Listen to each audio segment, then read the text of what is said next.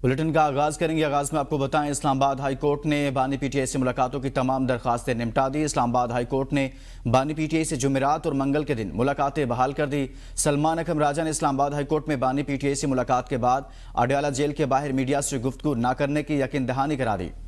कायम chief justice ने कहा 98 मुलाकातों की दरख्वास्त निपटा दी गई। दौरान समात वकील पीटीआई ने मौकफ अपनाया कि मंगल और जुमेरात को बानी पीटीआई के जेल में मुलाकातें कराने का वक्त है। इस पर वकील जेल सुप्रिंटेंडेंट ने जवाब दिया, सिक्योरिटी थ्रेट के बाद जेल मैनुअल के मुताबिक बानी पीटीआई की मंगल के रोज मुलाकातें करा रहे हैं। जब मीटिंग कराते हैं तो ये उसको गलत इस्तेमाल करके सियासी बयानबाजी करते हैं। कामकाम चीफ जस्टिस ने कहा, आप ये कह रहे हैं कि 2 दिन मुलाकात कराने की बजाय 1 दिन में 2 मुलाकातें करा रहे हैं।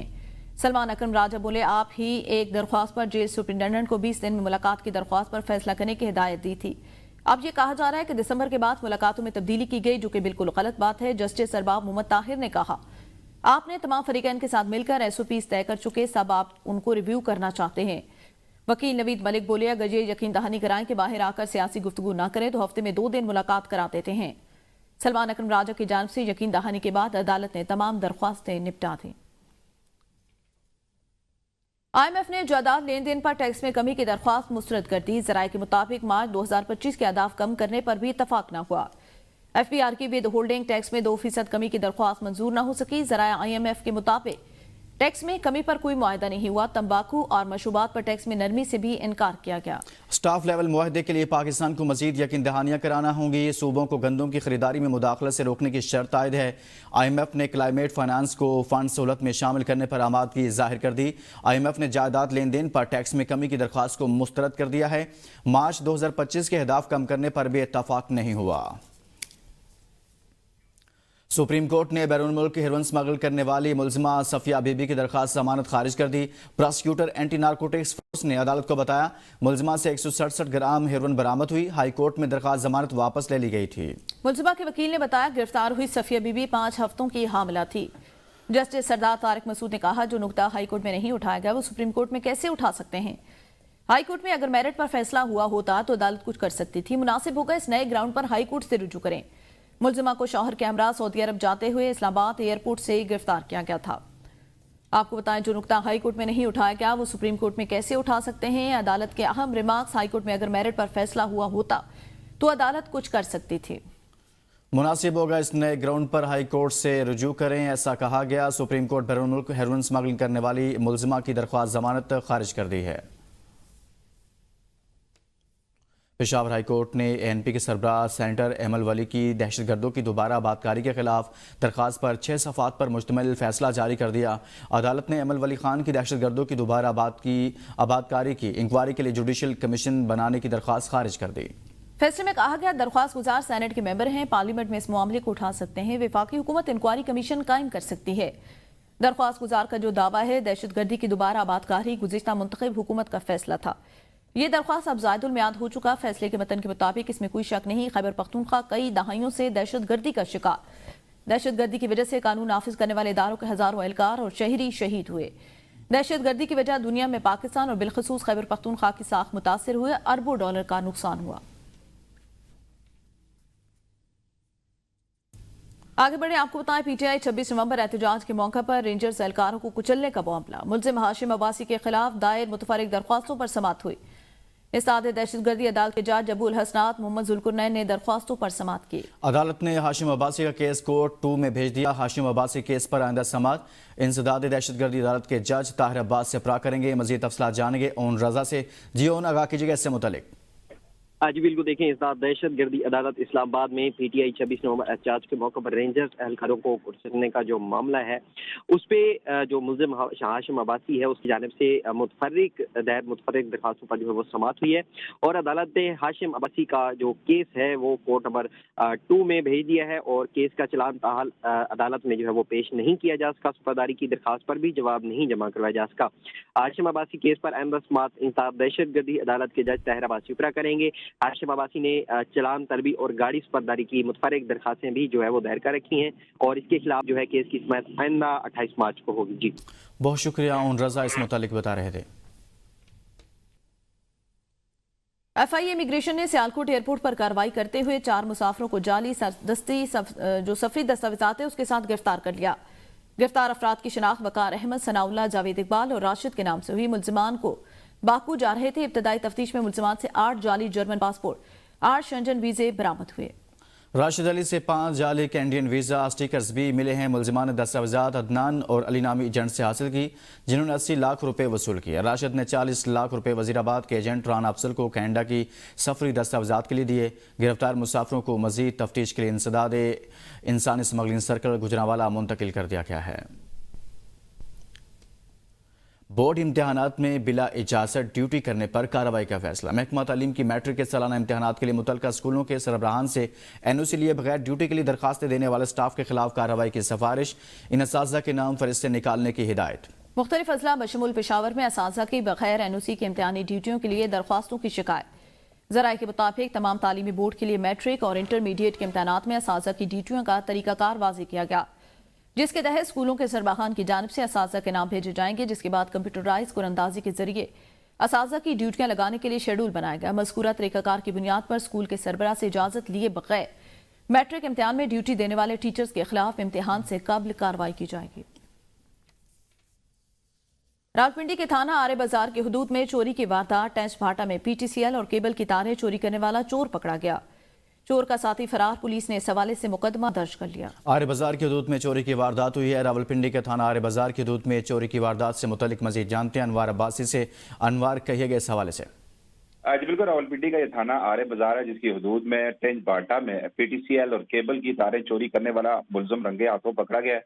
चोर का साथी मौका से फरार हो गया, जबकि पुलिस ने चोर के खिलाफ मुकदमा दर्ज कर दिया। वहां पे अवाम ने जो मुलजम था रंगे हाथों उसे कार चोरी करते हुए पकड़कर पुलिस के हवाले किया। मुलजम के कब्जे से वारदात में इस्तेमाल होने वाले औजार का बैग भी बरामद कर लिया गया। अहले इलाका ने मुलजम को पकड़कर पुलिस के हवाले कर दिया। आरे बाजार पुलिस ने चोर को तहवील में लेकर मजीद तफ्तीश का आगाज कर दिया है। जी, बहुत इस हवाले से आगाह कर रहे थे। वज़ीर आला पंजाब मरियम नवाज शरीफ का लाहौर शहर का अचानक गैर एलानिया दौरा। वज़ीर आला मरियम नवाज ने शहर के मुख्तलिफ इलाकों में सुथरा पंजाब के तहत सफाई की सूरत हाल का जायजा लिया।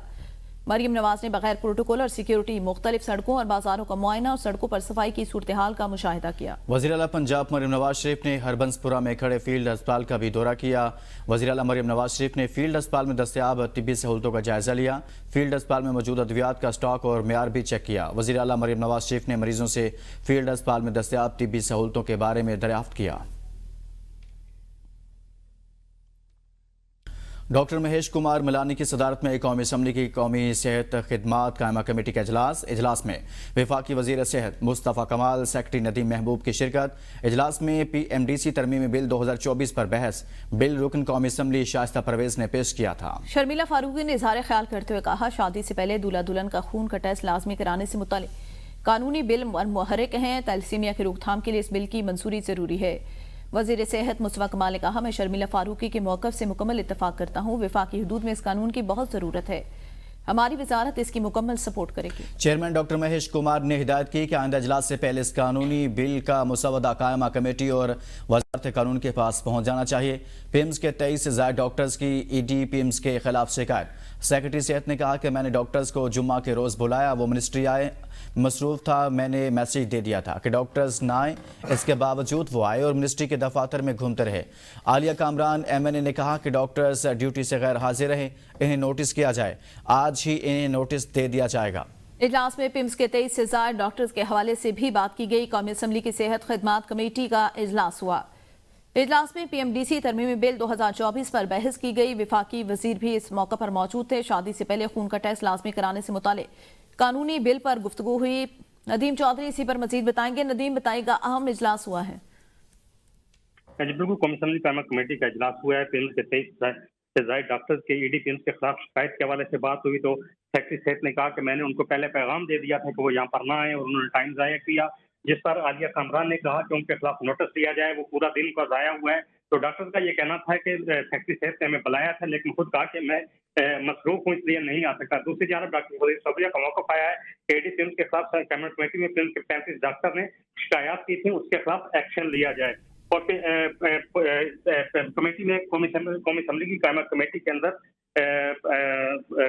नर्सिंग कौंसिल के हवाले से भी डिस्कस हुआ और वहाँ पर कहा गया कि नर्सिंग कौंसिल के खिलाफ एक्शन लिया जाए और उनमें से कोई भी यहाँ पर मौजूद नहीं है उनसे पूछा जाए कि वो कमेटी में क्यों पेश नहीं होते। जी सही, बहुत शुक्रिया नदीम।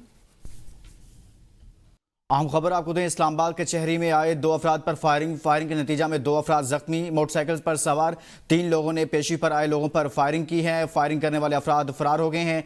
3 लोगों ने पेशी पर आए अफराद पर फायरिंग की। इस्लामाबाद के चहरी में आए 2 अफराद पर फायरिंग से मुतल्लिक आपको बताएं कि फायरिंग के नतीजा में 2 अफराद जख्मी हुए हैं। मोटरसाइकिल पर सवार 3 लोगों ने पेशी पर आए अफराद पर फायरिंग की है। अफराद पर फायरिंग करने के बाद फरार हो गए। इस्लामाबाद कचहरी में फायरिंग, 2 अफराद जख्मी हो गए। और रजा हमारे नुमाइंदे इसी पर तफसीलन बताएंगे। और बताएगा क्या तफसीलात है। हाँ जी बिल्कुल, ये डिस्ट्रिक्ट एंड सेशन कोर्ट जिले कचहरी इस्लामाबाद का वाक़या है। कुछ देर ही कबल सख्त सिक्योरिटी के दावों के बावजूद जो है वो जिला कचहरी के बाहर जो फायरिंग हुई है।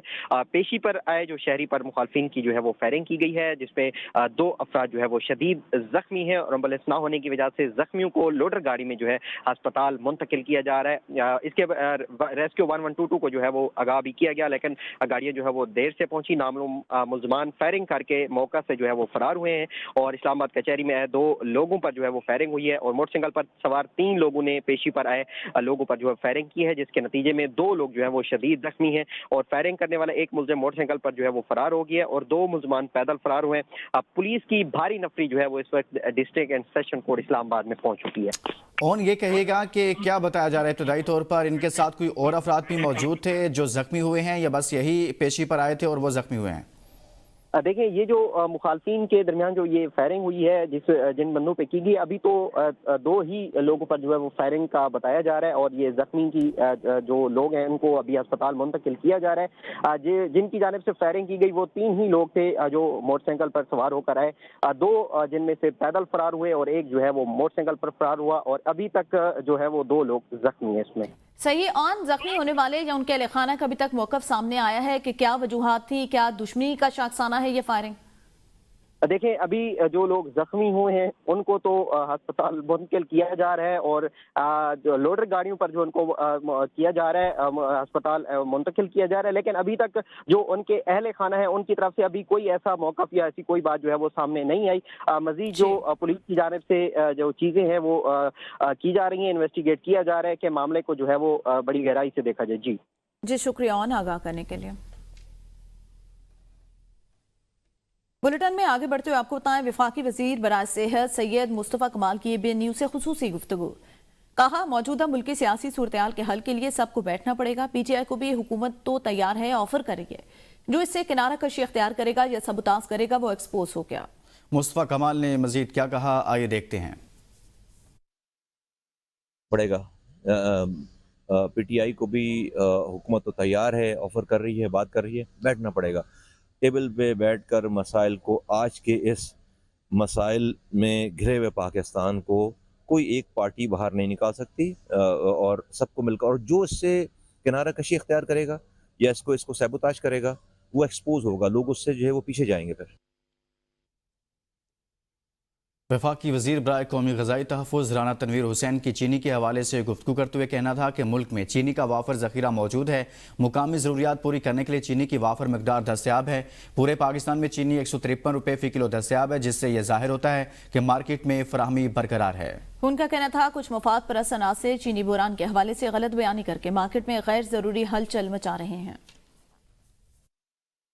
हमारे पास वाफर स्टॉक है, हमारे पास शुगर में कोई कमी नहीं है। तो इसी तरह यूटिलिटी स्टोर पे भी थ्रू आउट पाकिस्तान 153 153 जो 153 रुपये है वो मिल रही है। ऐसा मसला नहीं है। अगर कोई मैनिपुलेट करता है, अगर उसको कुछ ऐसा माहौल क्रिएट करता है, थ्रू मीडिया भी करता है, जो मफाद परस्त लोग हैं, बिल्कुल होते हैं कुछ लोग जो इस सिचुएशन को ख़राब करके फ़ायदा लेते हैं। मुशीर इत्तलात खैबर पख्तूनख्वा बैरिस्टर सैफ की चीनी की कीमतों में इजाफे पर वफाकी हुकूमत पर शदीद तनकीद। उन्होंने कहा कि चीनी की कीमत और हुकूमत के वज़रा की तनख्वाहें शहबाज स्पीड से बढ़ रही हैं। चीनी की कीमतों में इजाफे की वजह यह है कि हुकूमत और चीनी के कारखानों के मालिक एक ही हैं। खाम चीनी दरामद करने का शहबाज शरीफ हुकूमत का फैसला। हुक्मरान चीनी माफिया को एक और नाजायज मुनाफा पहुंचाने की मुजरिमाना कोशिश है। बैरिस्टर सैफ ने कहा, हुक्मरान शुगर माफिया ने नाजायज मुनाफे से अपनी ईद मीठी और महंगाई के मारे अवाम की ईद फीकी कर दी। इरफान सदीकी से अपील करता हूं, शहबाज शरीफ से कहें कि तनख्वाह ले लें लेकिन चीनी की कीमत कम करा दें। रुकन कौमी असम्बली शेर अफजल मरवत कहते हैं, बानी पीटीआई का 9 मई से कोई लेना देना नहीं। बानी पीटीआई 9 मई को गिरफ्तार हो गए थे। 10 मई को मैंने उन्हें बताया कि पाकिस्तान में क्या हुआ। ये लोग समझते हैं शायद हम इस तरह करके लोगों से नाक की नकीरें खिंचवा लेंगे। ऐसा नहीं हो सकता। ये तो फिर आइन और कानून की जंग के बजाय अना की जंग बन चुकी। बलोचिस्तान में जो कुछ हो रहा है इस पर हम सबको होश के नाखून लेना होंगे। रियासत को बलोचिस्तान के तमाम स्टेक होल्डर्स के साथ बैठकर बात करना पड़ेगी। मई के मामलात पे जब उसका कोई लेना देना नहीं, 9 मई को खुद गिरफ्तार हुआ और 10 मई को मैंने उनको बताया पाकिस्तान में क्या हुआ, तो किस चीज़ की वो माफ़ी मांगेगा? नाकर्दा गुनाहों की। और ये जो हैं यानी ये जतलाने पे लोग तुले हुए हैं बशमूल रियासत के कि हम लोगों से नाक पे लकीरें खिंचवाना जानते हैं। ये अना है, यानी इसका मतलब ये जंग फिर कानूनी नहीं है, ये अना की जंग है। और ये पॉलिसियाँ कोई नताइज दे सकती थी तो कहीं बलूचिस्तान में खैबर पख्तूनख्वा में अमन आ चुका होता। रियासत को सोचना होगा, इदारों को सोचना होगा, दुखों का, इनके साथ नाइंसाफियों का अजाला करना होगा, तब कहीं जाके हम मुल्क में अमन और चैन की बात कर सकेंगे। हुकूमत के माहदों पर नजरसानी के लिए 29 IPPs के साथ बातचीत मुकम्मल होगी। CPPA के मुताबिक आइंदा हफ्तों में मजीद IPPs के साथ भी मुआहदे होने का इम्कान है। नेपरा अथॉरिटी का कहना है कि मुकदमात इस्लामाबाद हाई कोर्ट में चैलेंज हुए, अदालत फैसला करेगी। नेपरा अथॉरिटी अदादोशुमार का जायजा लेकर बाद में फैसला जारी करेगी। हुकूमत के मुआहदों पर नजरसानी के लिए 29 IPPs के साथ बातचीत मुकम्मल हो गई। पेशावर के इलाके हजतंगड़ी में बैंक ऑफ पंजाब की कैश वैन को लूट लिया गया। पुलिस के मुताबिक हजतंगड़ी GT रोड पर 3 मुसल्ला डाकू ने असले के नोक पर वैन को रोककर लूटा। मुसल्ला डाकू 1 करोड़ से ज्यादा की रकम लूटकर कैरी डब्बा भी लेकर फरार हो गए। पेशावर के इलाके हश्तनगरी में ये कार्रवाई हुई है। बैंक ऑफ पंजाब की कैश वैन को लूट लिया गया है। पेशावर के इलाके हश्तनगरी में बैंक ऑफ पंजाब की कैश वैन को लूटा गया है। फुटेज में ये देखा भी जा सकता है कि कैश वैन आगे बढ़ रही है और इसी दौरान कुछ अफराद आगे बढ़ते हैं। डाकू 1 करोड़ से ज्यादा रकम लूटकर कैरी डब्बा में फरार हुए। पुलिस की जानिब से यह बताया गया है। हश्तनगरी GT रोड पर 3 मुसल्ला डाकुओं ने वैन को लूटा। पुलिस की जानिब से ऐसा बताया जा रहा है।